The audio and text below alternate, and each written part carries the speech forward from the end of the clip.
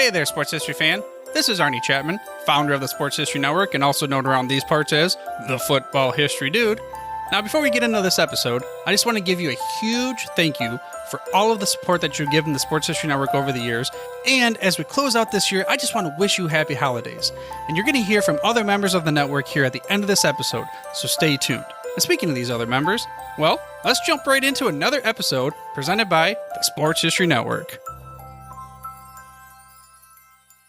This is our league, and this is your league. Broadcasting from the 55-yard line in Japan to the shores of the Great White North and everywhere around the world on Gridiron America Radio and the Sports History Network.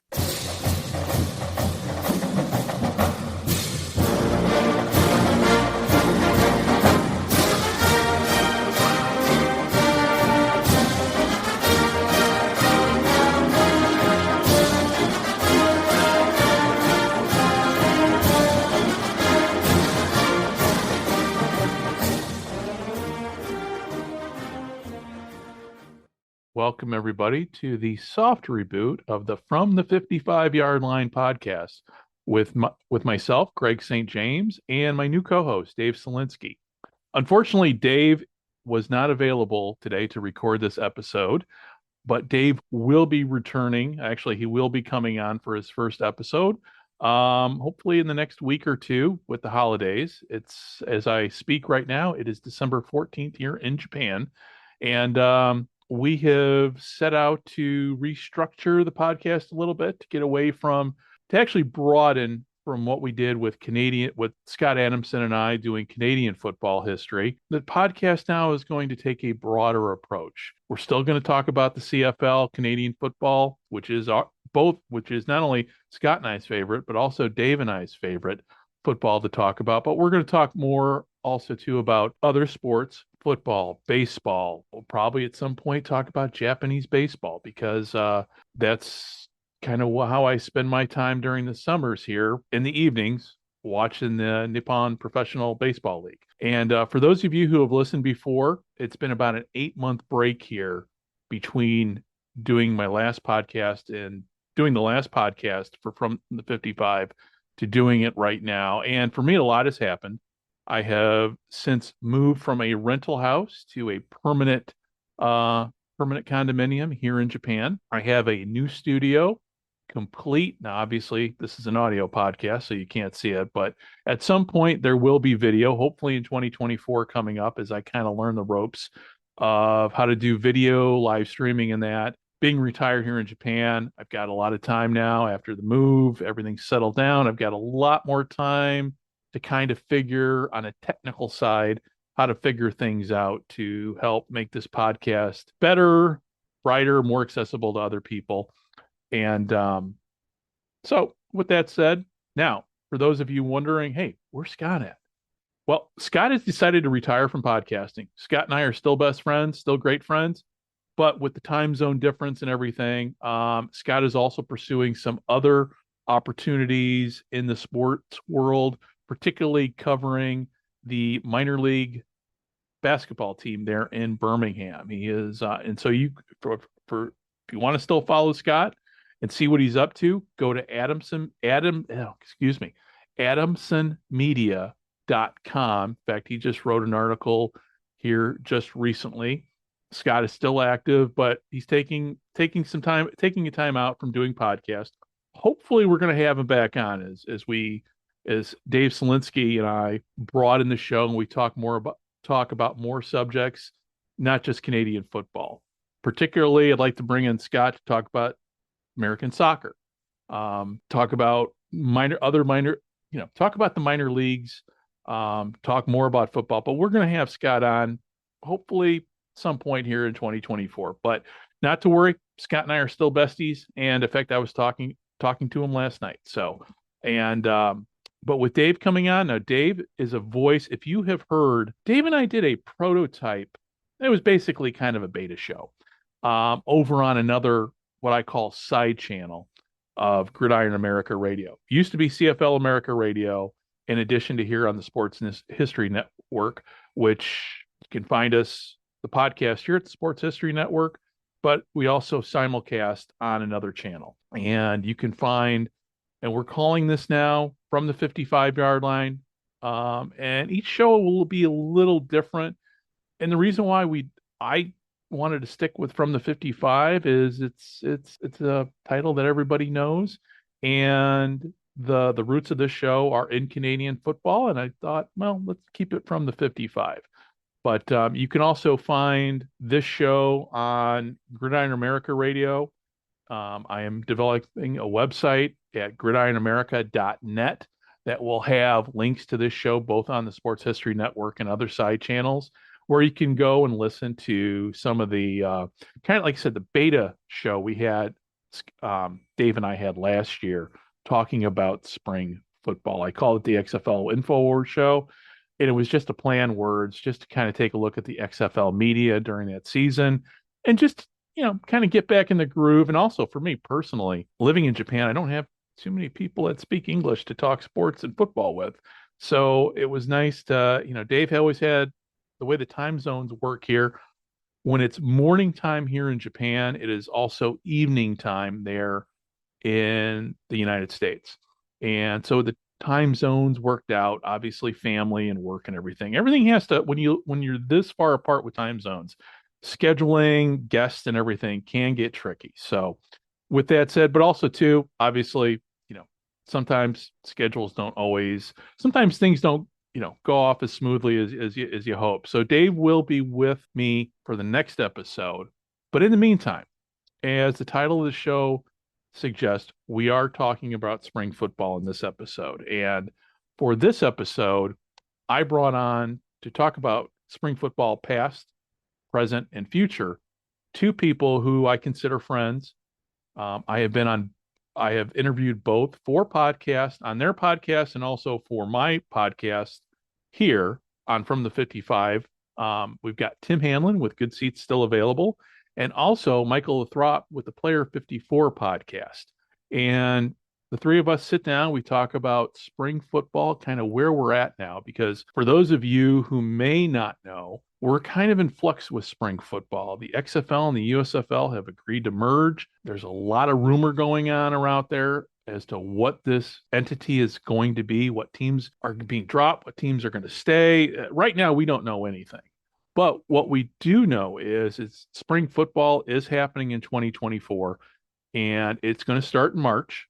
And from there, that's pretty much all we know at this point. And in terms of leadership structure, league structure, how they're going to play, we don't know. But with all that said, Tim, Mike, myself, we sat down, we talked about the subject, and I think we had a pretty good discussion here in the hour that we talked. For those of you who have not heard either podcast, please go and visit their podcast, give them a listen, like and subscribe. Mike, his podcast is one of just a select few that are, I would say, not a fan podcast, but a very high quality journalistic, objective take, or objective look, objective show that covers spring football. It's called, like I said, it's Player 54 podcast, and it looks at the game very objectively. I would not call, and I don't think Mike would consider his show a quote unquote fan podcast, because that's not what it is. It takes an objective look at the XFL, at spring football, and Mike is not afraid to call it as he sees it. I know he had me on his show a couple times, and I was very candid about my views about the XFL, how the XFL went in 2023, its strengths, its weaknesses, where it kind of failed, where it kind of succeeded. And then we also too talked about the XFL's exposure here in Japan, which there is none. But the way the league portrayed itself in the beginning, the XFL said it's going to be, a global it wasn't a global phenomenon. Living here in Japan, obviously, and if you've heard me on the Gridiron Japan podcast, American football in Japan is not widely followed. So with Tim Hanlon, now Good Seats Still Available. When I got into podcasting, one of the first podcasts I listened to was Tim's, and it's one of the best history podcasts out there on sports in general. And he looks at leagues and teams that have come and went. And every time I listen to his show, I always walk away with a great book recommendation. So, um, I'd strongly suggest listening to both if you love football, if you love sports, if you love history, and obviously if you love the Sports History Network, give their shows a listen because they incorporate a lot of, with Mike, it's more current, but with Tim, it's a great history podcast that, with both shows, you walk away from both podcasts being smarter than when you started listening to it. And that's the best part about listening to their podcast because I learned so much from both of them. So with that said, without further ado, I give you my interview today with both Tim and Mike. We sit down, we talk about spring football, talk a little history in there, we talk current events, what's going on. And as we move forward, hopefully spring football will succeed this time. It's had a long slog over the course of, let's just say, the past 40 years. It has not quite caught the attention of America as, everybody who loves spring football has hoped. So right now we're in a period of time with spring football that honestly it might be do or die this season. If the whatever the XFL and USFL, whatever entity they're called, if they don't succeed this coming season, we honestly there may not be spring football in 2025. However, we also talk about indoor leagues too, because that also is something that really people don't talk a lot about when it comes to spring football. So we also get into that. And we also talk a little soccer in there too. We throw some, with Tim being Tim being a very huge soccer fan, and he's a great historian when it comes to the early days of professional soccer in America. His perspective and insight, I think, are much really needed when we're looking at the subject of how do we make spring football work. Now, the three of us could not really come up with an answer, but we talked about it, and I thought we had a great conversation. And I hope you agree with me. And without further ado, I give you the soft reboot of From the 55-Yard Line podcast as we talk spring football with Mike Lathrop of the Player 54 podcast and Tim Hanlon of Good Seats Still Available podcast. And we will see you on the flip side in the next episode of From the 55-Yard Line after, hopefully in the next week or two here after the the Christmas holiday. So again, thank you very much for listening. And without further ado, here is my interview with Mike and Tim. Hey, everybody. It is Greg here, and I am sitting down with Michael Lathrop from the Player 54 podcast and Tim Hanlon from Good Seats Still Available podcast. And we are here to talk spring football, particularly the present, the past, and the future of spring ball. So before we start, so anybody who is just kind of tuning in for the first time, and if you're not a spring football fan, we've got the last several years, we've seen spring football come back in several forms, and now it is, how do I want to say, we are marching forward into 2024 with a lot of uncertainty, but also too for I think a lot of spring football fans a lot of hope. So, Mike, let's start off. Where are we at with everything with spring football, be it USFL, XFL, and even with the indoor leagues? Well, I guess you'd say what 2019 was probably this new age, you know, as the AAF and XFL, was all reported of coming back. But no matter what, it's still been, you know, kind of a mess. you just even 19, 2020, 2021 as we were setting up for the USFL, XFL, you see all these leagues and indoor leagues just keep popping up. You think it's this new day and age, but I don't think it's any more certain than it probably has ever been. So it's crazy that more leagues are popping up, whether it's in the indoor arena space or this alternative spring football landscape. But it's weird because the USFL gets back-to-back seasons in. Yeah, they're using a hub format, whatever, but trying to get through this pandemic or post-pandemic, however you want to view this world that we're in, and trying to have a viable and long-term longevity. And the XFL kind of comes back thinking they got to figure it out with their semi-hub, but still trying to play in markets. And we're being told that everything's great. There's going to be a season 3 for the USFL. There's going to be a season 2, and then boom, the bombshell, right? Here we got this intent to merge in September, and then it was pretty quiet for a while. Got all of the insiders, all the people that have some sort of information, whether they have partnerships. Everyone was sharing these different how many teams, what teams are going to survive. Well, we found out back on November 30th that, okay, the federal regulatory review process is approved, but we don't know anything more. So we have a combined league that's going to kick off really on March 30th. So we know it's not going to kick off on the XFL's February timeline, and we know it's not kick off on the USFL's April timeline they play. So we got something a little bit. Well, other than that, we don't know how many teams. We don't know what markets. We don't even know the name of the league. But we know that there's one league going to kick off on March 30th. And I guess that's it. That's really where we're at. And we know we do know kind of the leadership structure right now as to who, because that was always, to me, when this all came about, the first question is who came to who first.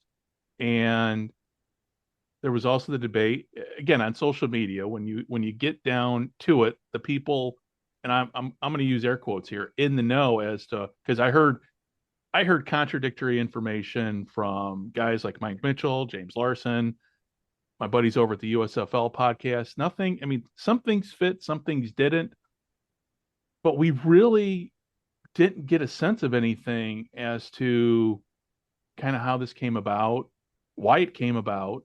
I mean, we could all guess as to why it came about. And Tim, as you well know, with these, with these leagues, money is always the factor in this, correct? Yeah, look, I mean, I don't think and konnichiwa, by the way. Thanks. I did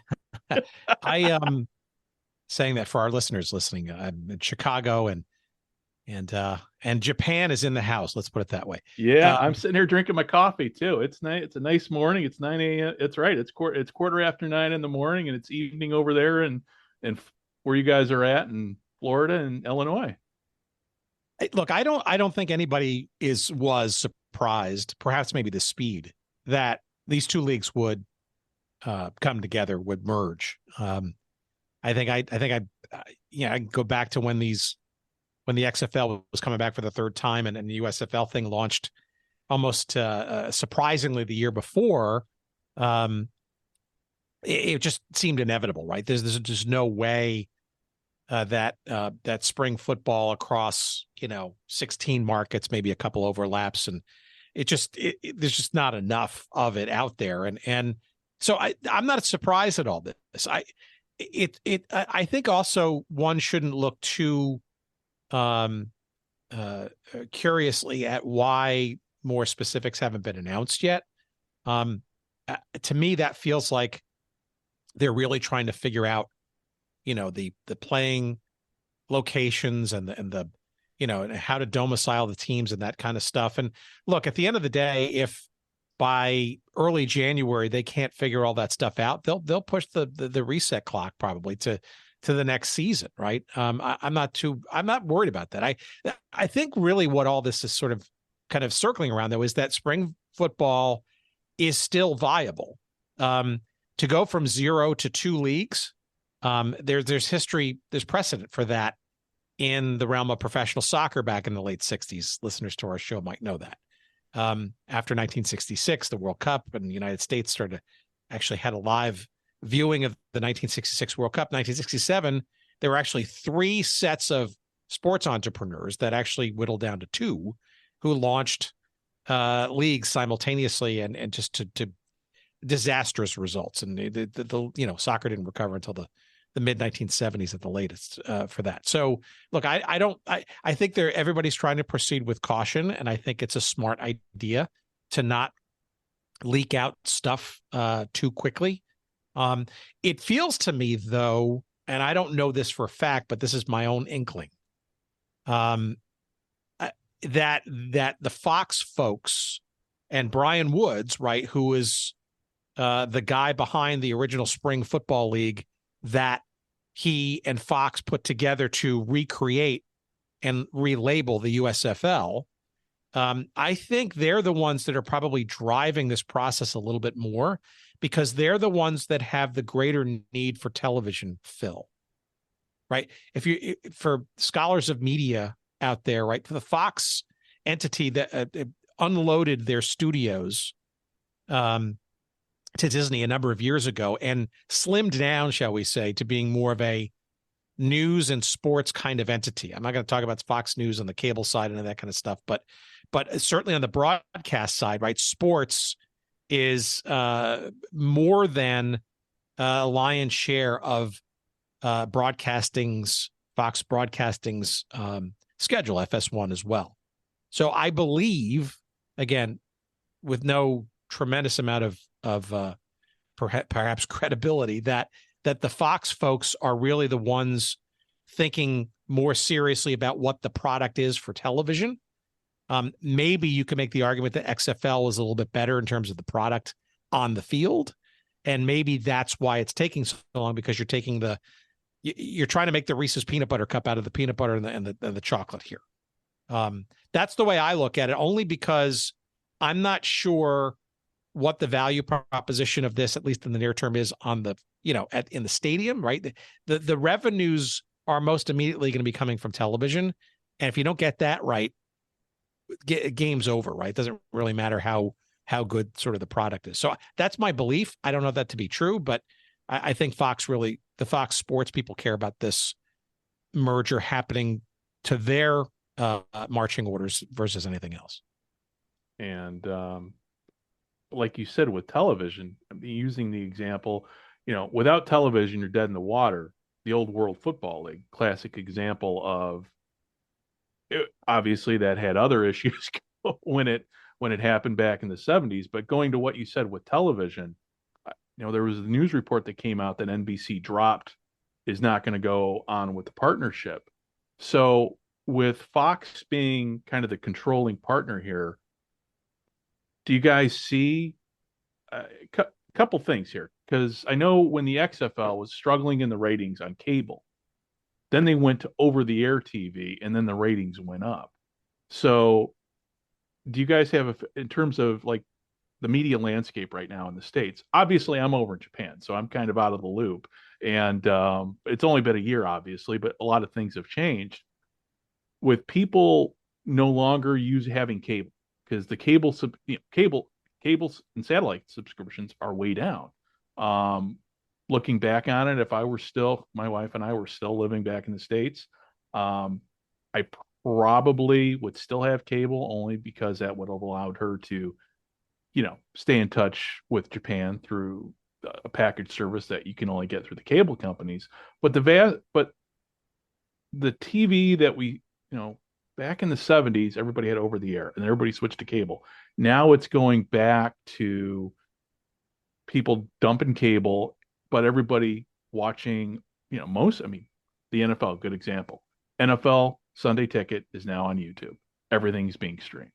So, and with all of that happening, the change in the media landscape, is it going to help, in the long term for these minor leagues, XFL, USFL, and even with soccer? Soccer is another good example. That's with the MLS going to, not that the MLS is a minor league, but it's a sport that has attached its future, I think, to streaming. So I'll throw that out to you guys. Thoughts? Yeah, I think the world has changed. Greg, you and I have talked about this on my show about how, that landscape. I think leading into the pandemic, we were seeing the shift to streaming and cord cutting. I think the pandemic just pushed it into overdrive. I think once these cable, like whether it was ESPN, Fox Sports, whatever, lost their lives, their live sports, I think some people started thinking, well, do I really need my cable subscription? I was one of the guys that only had it because of sports. And then when I realized, I'm like, well, what am I paying for cable if I don't have live sports? Right. And so I became a cord cutter. So I ended up being one of those guys that got ESPN Plus. I'm back to my little digital converter box, getting over the air, so I have my ABC, CBS, NBC, Fox, right? I'm like, in the grand scheme of things, it's not needed. And when a league like the XFL was available on ESPN Plus, you could stream every game. Yeah. It didn't matter if it was on ABC, didn't matter if it was on FX, ESPN, whatever. They kind of did themselves a disservice, meaning the Walt Disney Company owning the broadcasting rights by doing that, because there was no reason to go back if you were an XFL fan to go purchase the cable subscription, right? You don't need the cable service anymore. You can like, well, I can still keep my ESPN Plus or just catch the games that are on ABC when it's. I mean, like, so I don't. They're in this world where it has significantly shifted, and I do not see it going back. So when TV money is where it's all at, I think it's kind of also a very odd place for leagues like the XFL, the USFL. So Mm-hmm. you're dependent on the advertising dollars tied to those games, especially the USFL, because it wasn't butts in the seats that were paying for anything. I mean, they were getting 2-for-1 deals, and they were lucky if they're still drawing a couple thousand for some of these, games. And say Canton that didn't really have a home team, so like Right. they put themselves in a tough spot. Now, let's be fair. The USFL was subsidized big time with the venues. Like the city Mm-hmm. of Birmingham came and stepped up big time. The city of Memphis, in that partnership with FedEx, was huge for them. So I don't know how much of a hit it is, but we know it's a hit because they were 100% reliant really on revenue coming from their advertising dollars. And then, when we dug into the numbers, they didn't have that 18 to whatever they say that coveted. They had decent viewership, but they didn't have what was that target market that the advertisers wanted. So when you dig into it a little bit, it did not look good for the USFL. Now, are they the driving force behind this? I don't know, because the numbers for the XFL when they came back didn't reflect what 2020 was. I mean, I alluded to the landscape. The world has Right. significantly changed. So even coming back 3 years after that and having another season, they didn't have the same viewership. So even though you're right, going to ABC, there was a uptick, and that's what. But I mean, you got to now put it on the big boy channel, right? That's what it comes down to. You Yeah. can't be playing around with the FXs, the USAs, and FS2s and stuff. Like, there's just not enough people that have it. In the even if that's the case, is that appointment television for them? Because that's the other issue. This is not the National Football League where people are Right. tuning in. So I think it's very different. Yeah, it's significant. Maybe it was the USFL. I mean, I've had my sources, my contacts, and I heard it's Redbird Capital, and that's been reported by some other people. But it takes two people. Yeah. Neither one, I think, was happy with their viewership, and I think that National Football League partnership that Moose Johnson, Mm-hmm. he came out and I know the XFL has all been about. I think that played a big factor as they realized they weren't going to get anywhere where they wanted to with the National Football League official partnership if it's ever going to happen by Right. competing against each other. Right. And with the NFL, I mean, that's kind of the 900-pound gorilla in the room when it comes to spring leagues. Tim, Yeah, when the World League of American Football started, there was wasn't there a buy? Correct me if I'm wrong, but there was this was the World League of American Football, which was a spring league back in the early 90s. That was the NFL was a partner in that, correct? no, they were the owner and operator of it. Yeah, They were the owner and the operator. Okay. I couldn't yeah. remember I was in college back then, so that was going way back.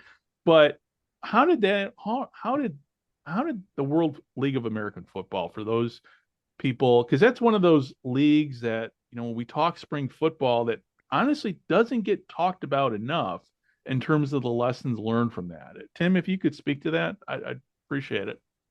Well, yeah, a couple of things. So first of all, I actually want to close on the point that you guys are talking about on television. okay. Look, I think where the league, whatever it's going to be called, is sort of fits in between right now is really, there are two extremes, and then there's this big gooey middle, right? Mm-hmm. One is broadcast, which is the ultimate reach vehicle. That's the NFL ad nauseum, right? So that's broadcast television over the air, that kind of stuff. And the other is the much more modern day reality of streaming, ESPN Plus. In the case of MLS, the Apple thing, right? I mean, there's still conjecture amongst MLS fans that whether that was a good deal or not a good deal, right? I think it was a little ahead of its time, but you couldn't find the semifinals for MLS Cup on regular television, or you had to be a subscriber to Apple TV Plus in order to get those. Now they relinquished and showed the final on Fox over the air rebroadcast. But wait, I it guess it wasn't even a live broadcast. No, it was a live broadcast. No, they picked it up, gotcha. but it wasn't sort of clear as to the league was they hedged a lot about if that game was going to be available for free over the air. But in the middle is this former, I guess, is this cable thing, right? ESPN, ESPN2, FX, FS1, right? CBS Sports Network, all those, that's reliant on the sort of traditional, now aging cable model. And as you said before, right, people are cutting the cords. If they are doing a live streaming bundle, they're doing it from an online kind of thing, right? The YouTube TVs of the world, the Hulu Plus TV kind of thing. And that's fragmenting, right? So I think if anybody's launching a league or anybody is trying to sustain some kind of sports endeavor, I think you kind of have to have kind of your feet in both of those two extremes. And the rest of it's going to be maybe gravy or maybe non-essential going forward. One's broadcast. That's the free over-the-air reach vehicle, right? Which is, certainly on a local level, viable. It's replacing some of these regional sports networks now with live over-the-air broadcasts, but supplemented with, for the hardcore junkie season ticket holding, every blade of grass, and scoreboard thing for streaming, right? All that stuff. And I think that's really, to me, that feels like the model that most sports enterprises now are kind of trying to figure out is what's my free reach thing and what's my streaming thing. And the middle part is more of a nice to have. Now, to your question about World League of American Football, right? This is early 1990s. Yeah. That's obviously, a broadcast television kind of thing, a little bit of ESPN. But that was an owned and operated league by the NFL to literally be a feeder league, a preparatory league, a Division II, if you will, for the NFL. But at the same time, and this is interesting, history doesn't necessarily repeat itself, but it does rhyme. The belief it's a good term. I like that analogy. Yeah, the belief that people in foreign lands would love to see NFL American style football and maybe some actual franchises. And so the idea was, okay, well, let's give them a junior varsity version of that. And let's see if we can grow some interest in London and in Germany and in Scotland and Barcelona and all these kinds of places. And, for a little while it was kind of fun and unique. But the aficionados there, though, they kind of sussed out pretty quickly that they were not getting the main time product. And the idea obviously kind of morphed and changed and evolved a little bit, and then effectively died by the end of the decade. But number one, you got to give the NFL credit for giving it a try. Number two, it's a recognition that there was an international audience to be had in some way, shape, or form. And Right. Three, as we record this, right, today, they're talking about having a game next year for the NFL in Brazil and a few other countries. There's already a foreign schedule now of a number of games. And now the chatter is maybe there will be franchises at some point in the future. So they recognize that the only growth that's going to come for the NFL is in international markets. And without that 1990s dalliances in Europe and the Montreal Machine and other places, you have to kind of do that kind of stuff in order to get to where it's, in order, and it's not going to grow without international markets. And there's clearly an appetite for it. Right. And that's something I know I'm going to be talking hopefully soon to Jim Mullen, the president of the International Federation of American Football, who's also the head of Football Canada in terms of the global, because that's, kind of goes, I mean, football, I mean, I think part of me is when I talk spring football with people, and I'm always hearing, well, there's an appetite for spring football. And sometimes, like with me, when spring came, now I watched the XFL, I watched it pretty much every weekend. But then I got to the point, at least for me, okay, it's time to move on to baseball for a little bit. And and that's something else with spring football. I mean, year-round football, when the original USFL started, it was so well, first of all, we're talking I mean, God, 40 years ago now, 41 years ago when that launched. Times were so different with the media landscape. Um, ABC. I mean, it was old school ABC. They had the product. Hell, they even had Howard Cosell as part of that team, and they had complete buy-in. But I know for me, and I think for a lot of people, we get to a point, especially in the spring, that it's like, okay, it's nice weather outside. I want to go see a baseball game, or there's just so much more going on sports wise in spring that it does. Spring football is not able to capture the attention like it once did with the USFL, the original USFL. It's got to differentiate, right? I mean, it has to be Yeah, different. Maybe the rules, I think, is really a good place to start. I think, frankly, can you manufacture some more excitement? Maybe some stakes at play. I mean, look what the NBA has done with their in-season tournament. They changed the colors of the courts, and so mix it up a little bit so that you're not getting a watered down NFL. You're getting experimental and/or you know talented players that it's worth watching. Look, I will say this one thing, and then I'll shut up for at least a minute or two. I do think that this is a probably the last best chance to reset for spring football on a professional level, because even in the last couple of years with these reincarnations of these two leagues, right? Both of them have baggage, right? The XFL, obviously, this is its third go around, if you will. And, there's plenty of sports fans that just still think that Vince McMahon is somehow involved, right? And all the craziness that one 2001 season sort of unleashed on America, right? And then the USFL thing, right? I mean, 2 years ago when it was announced, I mean, I didn't believe it, right? I mean, not like I couldn't believe like how cool is this? Not like I couldn't believe it like it was like legit, right? And for a couple of weeks, it was like, okay, how are they getting the licenses for this? Where are they getting the trademarks?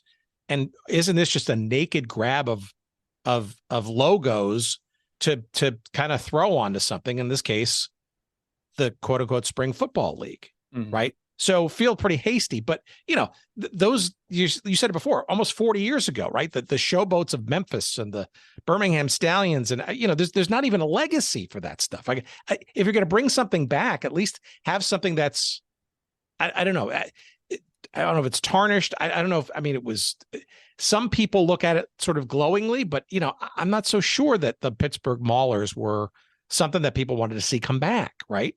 So right. I guess my point is, this is the time to, if you're going to put all the resources together and new in the new television / streaming landscape, and get rid of the two old baggage filled names, right? Completely reconstitute it. This is the last best chance. And if it doesn't work from here on out, then it's never going to work. Right. But this is the chance. And I don't think, frankly, we've had any real clear lane since 2001 really to do this. And, we'll see if it flies. I hope so. Yeah. You know, And then, oh, go ahead, Mike. I'm sorry. I do agree that there's baggage. There's no doubt. I mean, there's a preconceived notion of what the USFL is. There's a preconceived notion of what the XFL is, even though now we've had two previous iterations before we just saw the third iteration here in 2023. Because the XFL itself, two, did not have anything to do with one other than the three letters and Vince McMahon bringing it back. It was not the same game. It wasn't the same teams.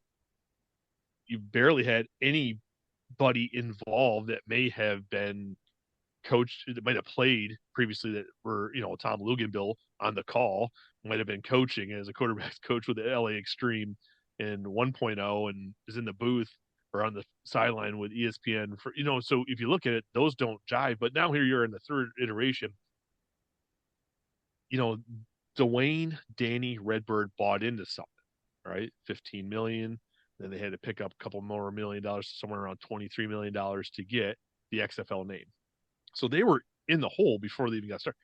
It's tough to let go of something that you think was worth 23, almost $24 million before you even start sinking money into hiring people. So they're kind of in that. I agree that it's got baggage, and if you're going to hit the reset, it does make sense to, but in their mind, I don't know how they do, because if you're going to, wouldn't you just started a league without those 3 letters or the 4 letters in the case of Fox? You could have just went with the spring league or so. I think they're a little bit more invested in it. I know we hear the National Spring League. I know we're hearing the United Football League. I'm hearing from some people that it's not going to be either one. They're just buying up intellectual property to make sure no one else could run at them from these other angles. They're just trying to protect their own. So again, it's hearsay. Yeah. This is not proven to be anything. So anyone that's like, oh, Mike Latham's reporting, I'm not reporting anything. Like it's all over the place. So do they go? It would make sense to reset, because how do you bring those 2 brands together? I mean, are they going to reset teams? Because either way, you're still going to have affiliated with the Birmingham Stallions, with the USFL, right? I mean, it's always going to have that affiliation. Now the St. Louis Battlehawks with the latest 2 iterations of the XFL. If you're not rebranding teams, that stigma's not going to go away, even if you get rid of the 3-letter, or 4 letters of a league name. So I agree. Here's a reset, but I don't know how they really do it, because you've got too much invested in trying to build those fan bases and those brands one way or another. So they're in a catch-22, no doubt. And from a marketing, I think, is obviously the key. And my biggest complaint with the XFL, and I think you and I have had this conversation, was with the XFL, because that's what I kind of focused on. With the 3rd iteration, it didn't seem like it was marketed as well as the 2nd version.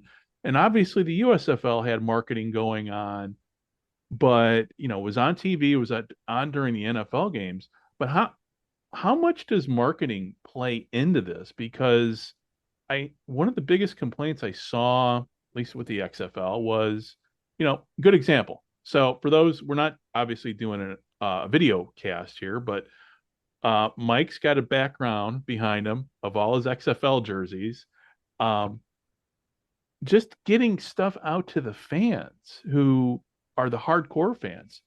From a marketing perspective, the XFL kind of dropped the ball on some of that stuff. And I know version 2.0, I didn't hear that. But Mike, your thoughts on that? It wasn't they did drop the ball.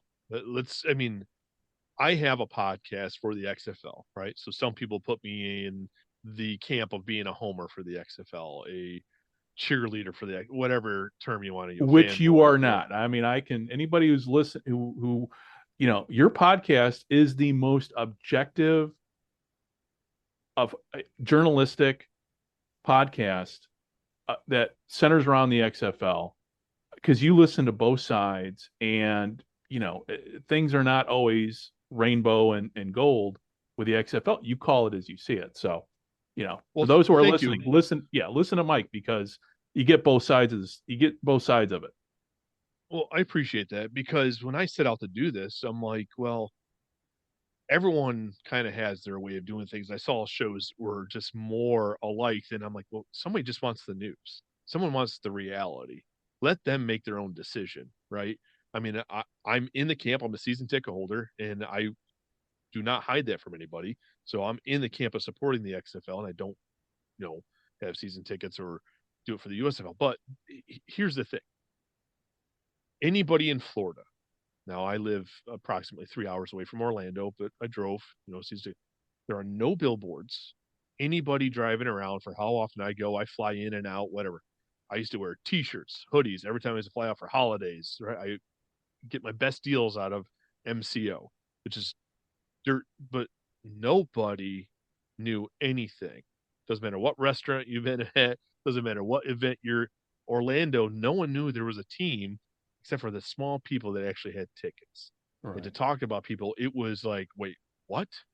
We used to have a team in the AAF. No, that's long gone. This is the XFL's back for the third time. Wait, the XFL's back for it. Like, they didn't even know the league was back. They didn't know there was a team in the city.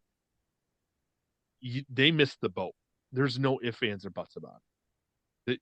And you could see in other cities where attendance took a significant step back from 2020. Now, that could be in part because you burned me once. It's a little bit harder for me to buy in the second time, after only attending a couple games. But it also kind of tells me they didn't do in Houston, in Arlington, what they did previously because attendance wasn't right. Right. They didn't do the right grassroots marketing that they did. They used to be out at high school football games and I mean, they were out in the community. You don't have to have billboards. Everything doesn't have to be television, but they did not. So they clearly did not have a marketing budget. And if they did, I'm very interested to know where it got spent because it wasn't visible. Right. And Tim, when it comes to marketing, going back to the soccer example, when the Chicago Sting played in Chicago, they help me out here. When the North American Soccer League started out, do you recall? I mean, you grew up a Cosmos fan. What was the marketing like for that when it started? Just to kind of compare and contrast.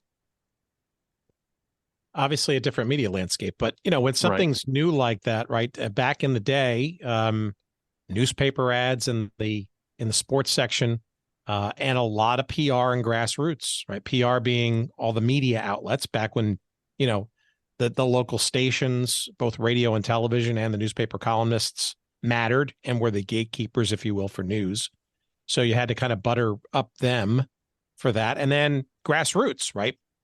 Especially soccer, which had the double trouble of having to not only market a team and the logo and the games at pick a stadium in Chicago, but also a sport, right? Which, in the early mid 70s was still perceived as a quote unquote foreign kind of endeavor. I think in this case, I kind of go back to, you have to understand sort of where I think some of this is timing. And I think some of this is also where the revenues at least are most immediately found or the biggest pot of revenue, which is all subject for debate even now after the where we sort of find ourselves now. I think, a lot of this comes from certainly for the USFL and partially the XFL, if you go way back to its roots, came from the bowels of television thinking, right? And the product is television, and the in-game or at-game experience or the attendance, not necessarily, is frankly second, right? Because it's certainly a lesser and more variable part of the economic scheme. Television, at least, is the bigger sort of driving force and the bigger dollars at stake. But it's ironic because even 2-3 years into this new version of spring football, and in these two leagues becoming one, that proposition actually may be very much in question, right?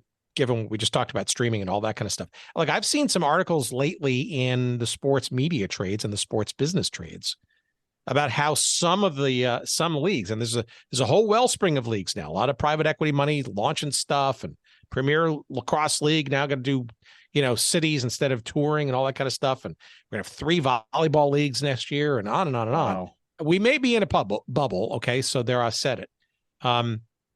But the belief that television rights will solve all problems is actually in question now, right? That's where the streaming thing comes into play more so. I just think that, what I'm hearing now are like a professional fight league and a few other sort of martial arts and or boxing things are basically saying, you know what, we're going to just do these things in a studio and we'll have some select guests in the crowd.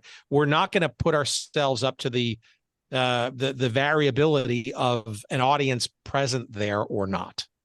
And I think, frankly, you're going to see more of that, especially in the smaller, more aspirant leagues, where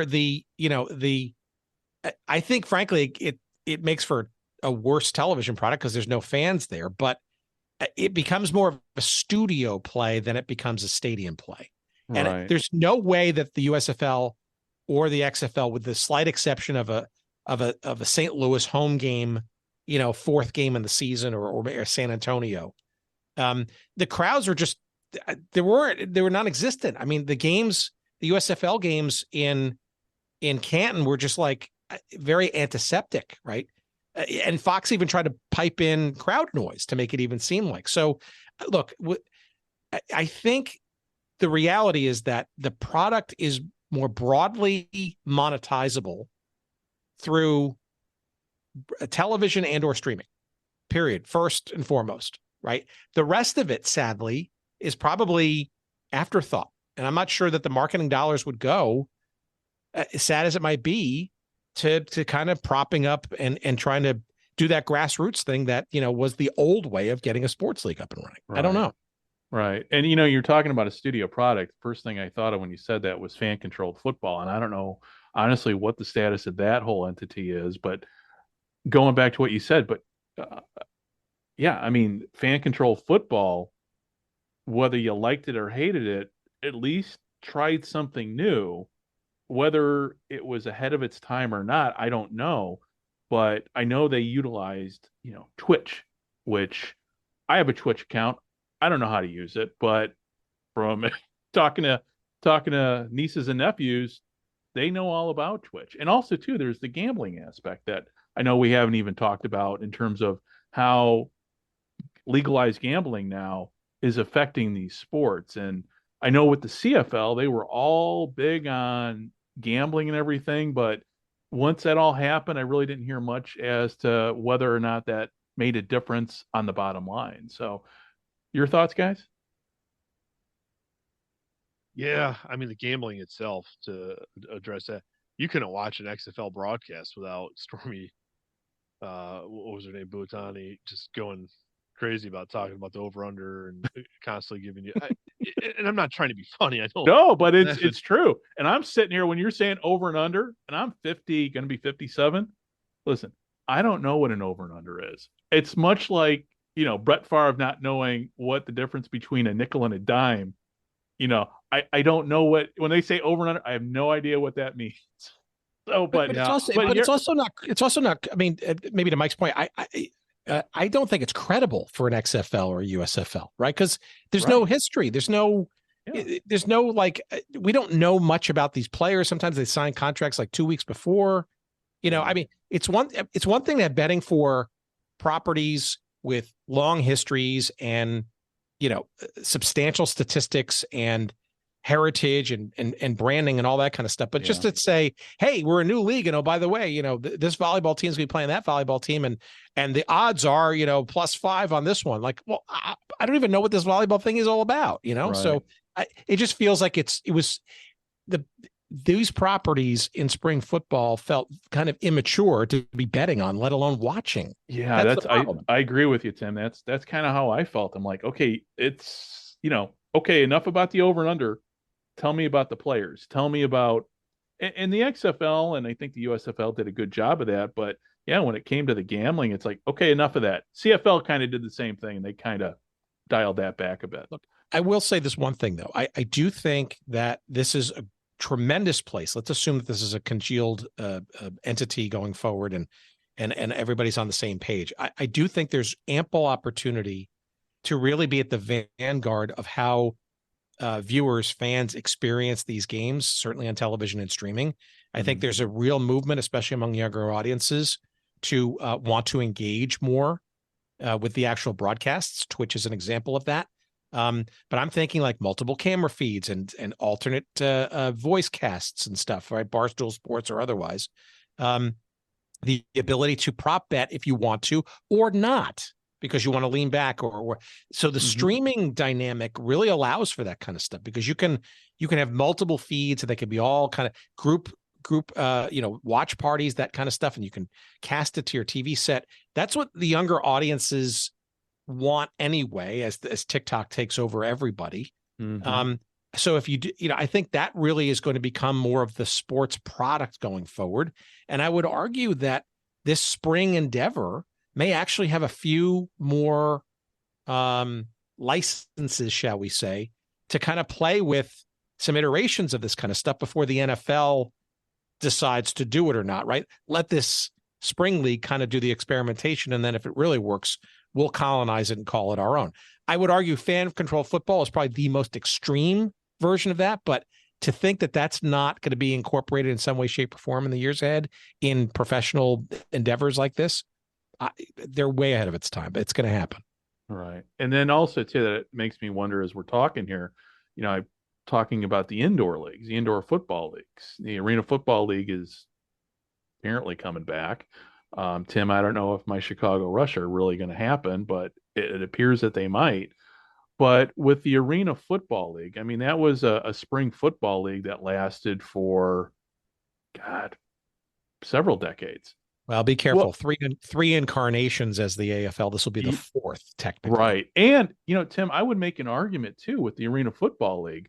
So when I was in Iraq, there was when we were sitting there trying to figure stuff out, and some of us would say, I don't know what's going on. We've been here 4 years. And I had a colonel correct me. He goes, no, we've been here 1 year for 1 year each for 4 years. And with the Arena Football League, because there was so much turnover, every year it seemed like a different league. And I think, Tim, correct me if I'm wrong there, but that was always the feel with me with the Arena Football League. But it's gone through so much turmoil. I mean, I thought there was a point in time where the Arena Football League, when it was on NBC, after the debacle of the first XFL and that all went away, but there was a moment in time where the Arena Football League could have been that spring league that we all talk about. So you guys all remember that well. What are your thoughts on that in terms of how the indoor leagues kind of factor into this discussion about spring football? Well, Tim, let me know if I'm wrong.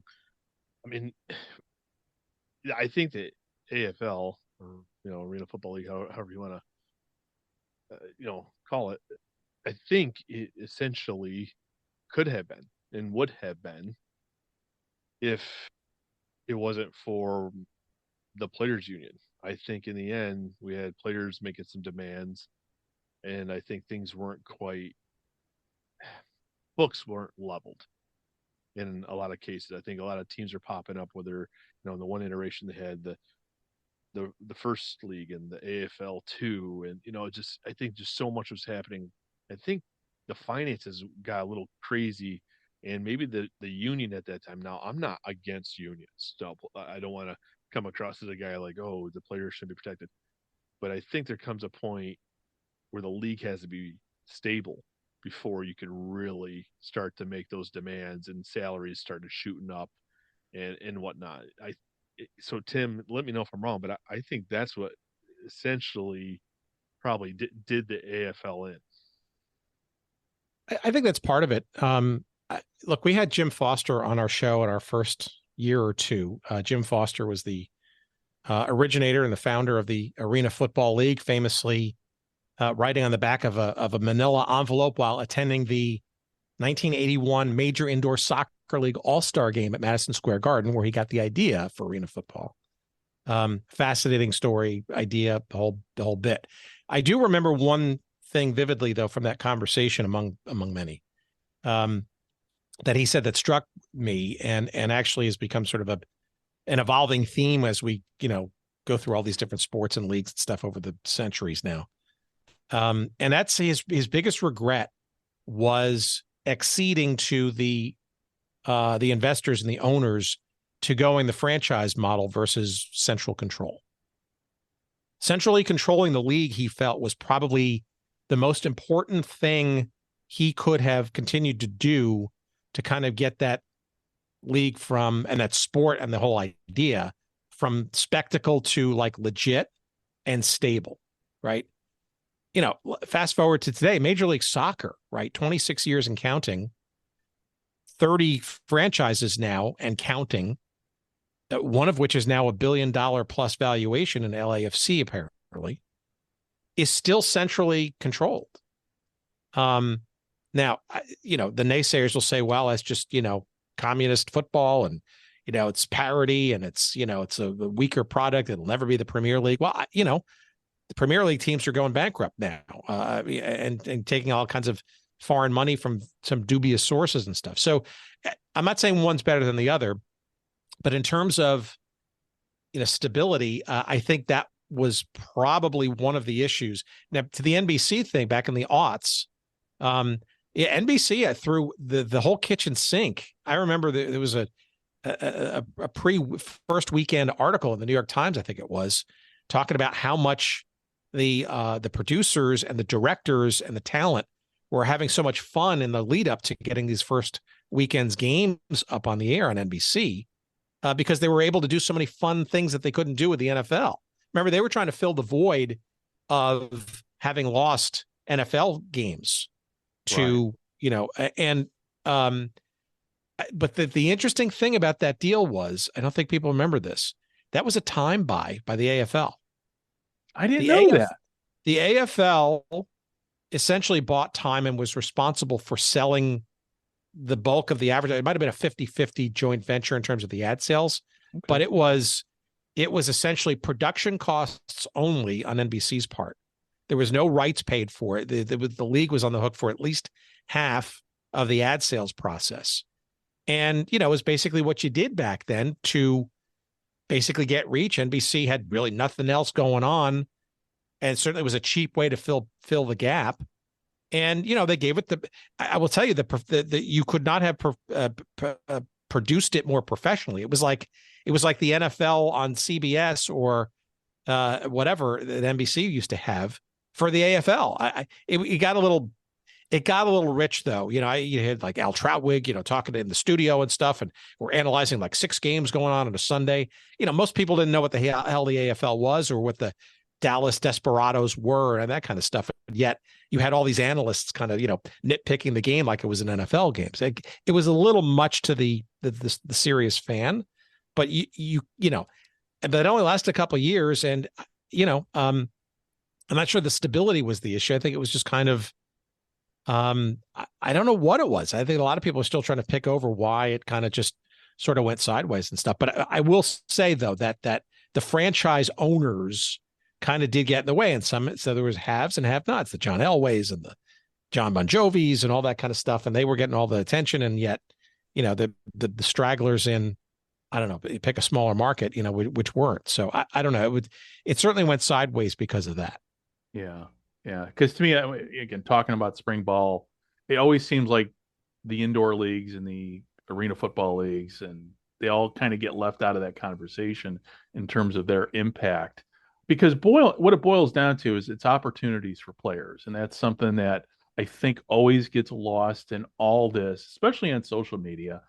You know, when you got the echo chambers of XFL, USFL fans, but really it's about opportunities for these kids to play and for guys to, you know, a good example is McLeod Bethel Thompson, who wrapped up his career. At least I think he's wrapped up his career, but you know, was able to go to the USFL and basically play in front of his family, play in front of people who couldn't make it to Toronto, up to Canada, all those years.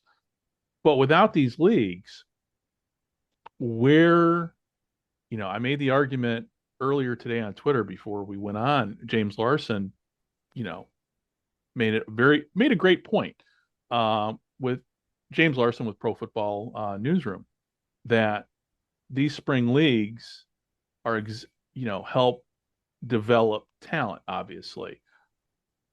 But then the question is if the counter, I guess the counter argument I kind of made was, well, if the NFL really wanted to develop their players, they would expand the taxi squads. So I guess my question is what, how do the players fit all into this ultimately? Because if there is no spring league, their options are arena football and then there's international football. And I know from my experience with, doing the Gridiron Japan podcast, I've gotten a lot of direct messages. Hey, how can I play in Japan? Or I'd kill it in Japan. Well, it's not so easy to play internationally. Um, First of all, most of these international teams are composed of, you know, the German Football League. It's mostly German players. The In Japan, it's mostly Japanese players. So you've got to get noted. I mean, there's just so many factors that coming into play with international football. So my question is, okay, with spring, where do the players kind of, players factor into this? Mike, you can speak to that because your podcast is Player 54. So what have the players said to you that you've talked to? I think just looking at the football ecosystem, I think there's a lot lacking in the pyramid, so to speak. I think a lot of schools are going away from 11-man ball in high school, right? So we start because it's just so expensive, Right. insurances and everything. It's not a cheap sport, no, so schools are not picking it up or they're dropping, right? So you have the reality is the participants at a middle school, high school level are lower now than it was 10 years ago. Mm-hmm. That's just a fact. Even though the population's growing, like we got soccer and lacrosse are faster growing sports, people are heading in that way. And the day of players playing 3 sports in high school, like I was a 3-sport athlete, most are down to 1. They're focusing on 1. So if you start focusing elsewhere, your player pool is shrinking. Okay, now you get to colleges. We see schools like Hofstra drop their program and whatnot. I'm not trying to act like every year, but like let's keep it real. It's not a cheap sport, and now you get on top of it, it's the haves and have-nots. All you ever hear is Power Five, Power Five, and in the Power Five, heck, Florida State's not even serious enough to get, not good enough after going undefeated in the Power Five to get into the playoff, right? So you start seeing this small group of where we're really looking more. So, but we see leagues like the XFL unturning every stone, so to speak. Right. Guys from D3 are getting their shot. NAIA, D2, all of these guys more so than you see making it to the National Football League. And there's guys playing in the National Football League that have came from D3 schools, just not many of them. So there's the talent is everywhere. I mean, I see guys that are playing in the National Football League that were never a star recruit coming out of high school. Well, the talent's out there. It's just being missed. And we just see now in the National Football League, how many starting quarterbacks are out? How many second string or third string quarterbacks are, and how just how horrible, disgusting gameplay has been. And people are talking about it, all the time. Like what's happening to the game? I think whether the NFL wants to acknowledge it or not, development of players is more important now than it ever has been. Because look at how people are transferring all over the place in transfer portal in college. Like, is anyone staying any place to develop? Is anyone willing to be the second string quarterback to fight? I mean, like a Tom Brady did, prove his way. It's one way, and like no one's staying put. Everyone's running around, so no one's developing. I think the way that they used to, and for better or worse, yeah, I think the National Football League may need the XFL, USFL, arena leagues now more than they ever need. Because I mean, looking at quarterback play and injuries, it doesn't look too great on Sunday anymore. Right. Actually, I'm gonna go one step further. I think it's probably time for the NFL to finally have its official, feeder league. I mean, what the NBA has done with the G League, is a pretty good use the word pyramid. That's straight out of the soccer parlance. It's an official. It's as it's probably as good as some of the European leagues, right? It's probably the second or third best league in the world behind the NBA. And it gives kids, especially there's the G League Ignite team, which is a component of the league structure where high school, it's a replacement for high school, or you can go from high school to it's a stepping stone where you can kind of skip college, the collegiate route. And I think, I mean, the spring league, whatever it becomes, I think could easily be sort of part of that. But also it probably then brings them some economics to that, because at the end of the day, college football, right, is now a professional endeavor, right, with NIL and all this kind of stuff. And we'll see what the rest of the lawsuits look like. But, for all intents and purposes now, that it's a money-making opportunity for kids in college to play. What I worry about is, the indoor level, right, is so fractured. I can't imagine being a player, grinding it out for $500 a game in the IFL, right? The international, what do they call it? The International Football League, I guess. Indoor Football League. Indoor Football League, or the NAL, the National Arena League, and whatever comes of this reincarnated AFL. It's smaller markets, not a lot of TV, certainly. No disrespect. I mean, it's pretty fun and interesting to watch, but I'm not sure about player insurance. I'm not sure about, who's using who, so to speak, right? Don't get me wrong. I think there are a lot of great potential players out there, and I think a lot of people would play for proverbially free. But the minute they get hurt with either a season or career-ending injury, that playing for free thing idea goes away real quick and worse. So, I that's what I worry about in some of this sort of indoor stuff that, I think does take advantage, frankly, of players. And you talk about union and stuff. I worry about their health, their welfare. And look, the sport of football generally, even the outdoor variety, ain't helping people long term either with CTE and stuff. So we do have to deal with those things. Right. Well, that's a whole nother obvious discussion about CTE and injuries, and definitely outside the scope of at least this hour that we're putting in today as far as the podcast, and sitting down and just discussing spring football. Hey, before we wrap everything up, Mike, Tim, I want people to listen to your podcast people listen to my podcast, and it's much smaller than your guys's. But I know there are people up in Canada that follow this podcast that may not necessarily have heard of your podcast yet. Mike, I'll let you start. How do people find the Player 54 podcast, and how to connect with you? So we're on my show is on every platform that you can imagine: Facebook, Twitter, Instagram, Threads, I guess. I'm slowly getting out there, 43-year-old man still dabbling in the social media space. But we're on every streaming podcast platform. We're not video cast of anyone, but if you want to go Spotify, Apple, Google, Amazon Music, whatever those podcast platforms, we're there. You can find us. It's pretty simple. Player 54 or at Player 54 podcast, one way or the other. Okay. And who do you got coming up on the next podcast? Or can you tell us? Well, I can't. I got Juan Menego. He is now with the Arlington Renegades, played recently in Mexico, and he's a former D3 college player. So again, I like to find those guys that have had the harder road, right, that are still grinding and still finding a way to catch the eye of director of player personnel and whatnot, and still getting their rights picked up. So I like watching those highlights and finding those type of guys and sharing their stories. Okay, cool. And Tim, you're with Good Seats still available. Yeah, something completely different, right?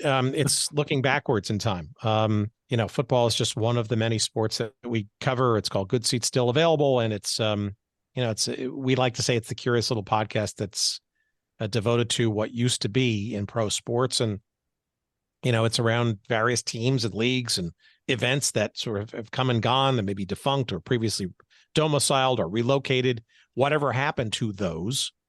And football certainly is a big chunk of what we explore. AFL, the American Football League, World League of American Football, the United Football League. We had Michael Hugh on a few years ago. That sort of ill-fated 4-team league. You remember that? The Omaha, was it Nighthawks and the California Redwoods and all that stuff. So, but like if you remember stuff from soccer or basketball or lacrosse or, you name it, or just absolute crazier things.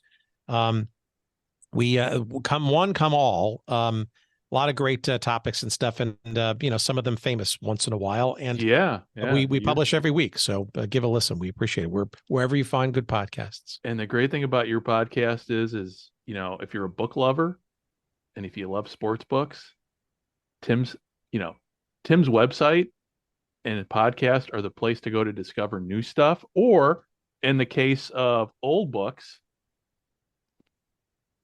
if it weren't for Tim, I would not have this copy of Gary Davidson's Breaking the Game Wide Open that I found for $10 on eBay. That's a steal. That's a steal because it's like $100 book on. It's just so. When it comes to, I'm a sports book nerd, and Tim, that's how I discovered a lot of things through Tim's, just being a sports history nerd, is through Tim's website and some great books that I'm like, oh my God, I got to read this book. And some books are obscure, some books are out there, but with Tim's podcast real quickly, one of his, at least my personal favorite interviews is the one he did with Larry Zonka. So Tim, I know I've told you that before, but that to me, that I think I've listened to it maybe 3 times because I listened to your podcast with him, then I read the book, and then I listened again. I think I listened to one other time when I was driving on a long drive here in Japan. But yeah, I was just, the 12-year-old boy in me came out listening to that going, well, I know, it's like, I know the guy who's interviewing. It's just, yeah, great interview. So I'm going all fanboyish and everything here with both you guys. But before we wrap up, everybody who has tuned in, thank you very much. You can find From the 55-Yard Line at From the 55 on Twitter. It used to be CFL America, but I changed it up and decided to make this podcast more of a general sports history, covering kind of a little bit of everything. Because I'm sitting here in Japan, and it's nice to connect with folks back home to talk sports history, talk current events in sports. So you'll be hearing more of me and also my partner, Dave. Dave was not available tonight to sit in with us. And so with that said, thank you very much for listening, and hope to talk to you. Hope to be talking to you very, very soon. Bye-bye.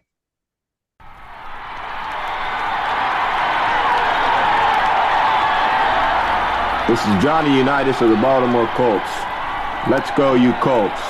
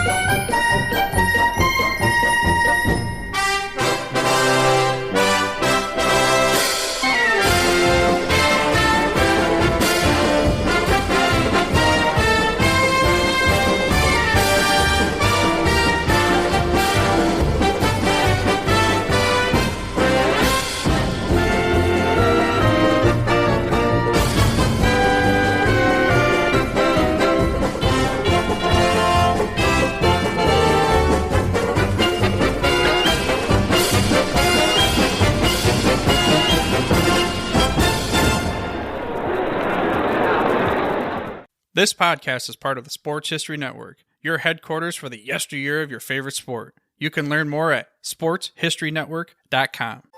Hello, sports fans. This is Mark Mortier from Yesterday's Sports on the Sports History Network. I just wanted to thank everyone who has listened to my podcasts and read my articles during the year of 2023. I wish you all a Merry Christmas, a Happy Hanukkah, or whatever holiday you may be celebrating, and for a joyful New Year. Thank you once again. This is Harv Aronson of the Total Sports Recall Podcast, a part of the Sports History Network. We here at Sports History Network want to wish everyone a wonderful holiday season and extend our gratitude for your support of the Sports History Network. Happy holidays to all. Hi, my friends of sports history. This is Darren Hayes of the Pigskin Dispatch and Jersey Dispatch podcast. I want to thank you for supporting the Sports History Network and all of us podcasters here, along with our podcasts and our other works, such as our websites and books, especially my podcast, the Pigskin Dispatch podcast, Jersey Dispatch podcast, and the Orville Mulligan Sports Writer podcast that I helped co-create and produce with Oz Davis. Also, thanks a lot for supporting my book, The World's Greatest Pro Gridiron Team, the 1903 Franklin All-Stars. And remember the reason for the season coming up here at the holidays, and spend time with your family and friends and enjoy each other. Have a Merry Christmas and a blessed New Year.